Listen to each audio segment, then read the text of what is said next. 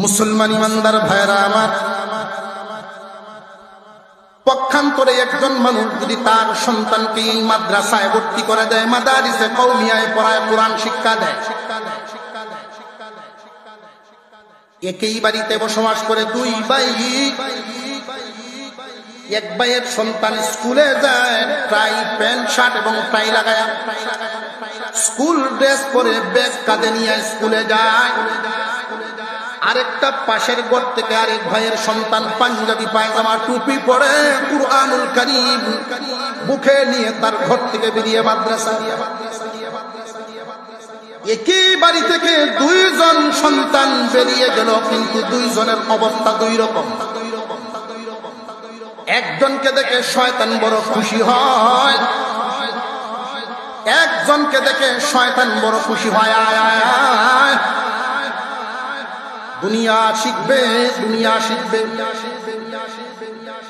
আরেকজনের অবস্থাটা হলো আল্লাহর পয়গম্বর বলেন, জাগতিক শিক্ষার ফলাফল পাইবা তো তোমরা খুব ভালো করে জেনে রাখবেন, জাগতিক শিক্ষার ফলাফল পাইবা শেষ পর্যন্ত নিয়ে পৌঁছাইতে পারলে তাও আবার 1010 জন, হয় কিনা হয় না এটার কোনো নিশ্চয়তা।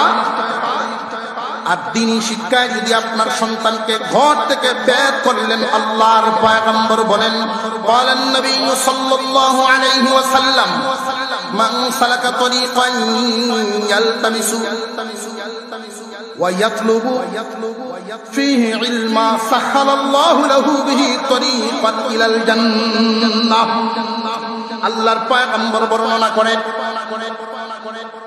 তুমি একজন তালিবে ইলম যখন ঘর থেকে বের হয় ইলম হাসিল করার জন্য, ইলম হাসিল করার জন্য যখন ঘর থেকে বের হয়, আল্লাহ পাক রব্বুল আলামিন তার জন্য জান্নাতের রাস্তা সহজ করে দেয়। অনেকেই মনে মনে প্রশ্ন করতে পারেন, হুজুর জ্ঞান অর্জন করা তো দুটাই জ্ঞান। না না, জাগতিক শিক্ষাকে জ্ঞান বলা হয় না। একজন মানুষ ইঞ্জিনিয়ার হলে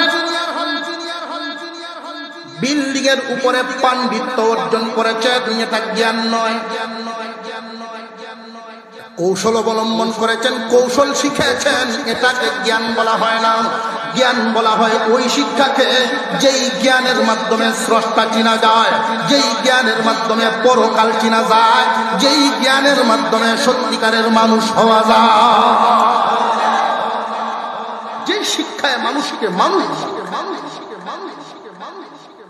তালিবে ইলম যখন ঘর থেকে বের হয়, আল্লাহর পয়গম্বরের ঘোষণা হলো জান্নাতের রাস্তা সহজ করে দেওয়া হয়। তালিবে ইলম যখন রাস্তা দিয়ে চলা শুরু করে, আল্লাহর পয়গম্বর এক হাদিসের মধ্যে বলেন, قال النبي صلى الله عليه وسلم لا تضع أجنحتها لطالب الطالب العلم। একজন তালিবে ইলমকে সম্মান দেওয়ার জন্য, ইলমওয়ালাকে সম্মান দেওয়ার জন্য আল্লাহর ফেরেশতারা নূরের পর বিছায়া দেয়। জোরে কন্যা সুবহানাল্লাহ।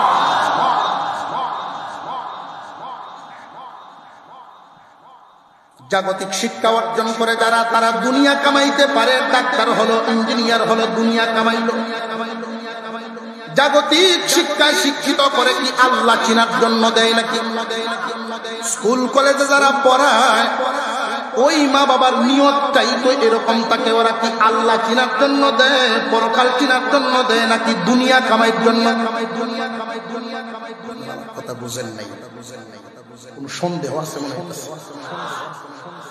স্কুল কলেজ ভার্সিটিতে যারা পড়ে, পরকাল কামিয়াব হওয়ার জন্য যায় না, দুনিয়া। হযরত আলী রাদিয়াল্লাহু তাআলা আনহু, সুন্দর এক কথা, আল্লাহ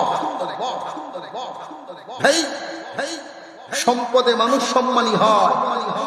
দুনিয়ার শিক্ষা অর্জন করে যদি সম্পদ কামাইতে পারে, সম্মানী হবে।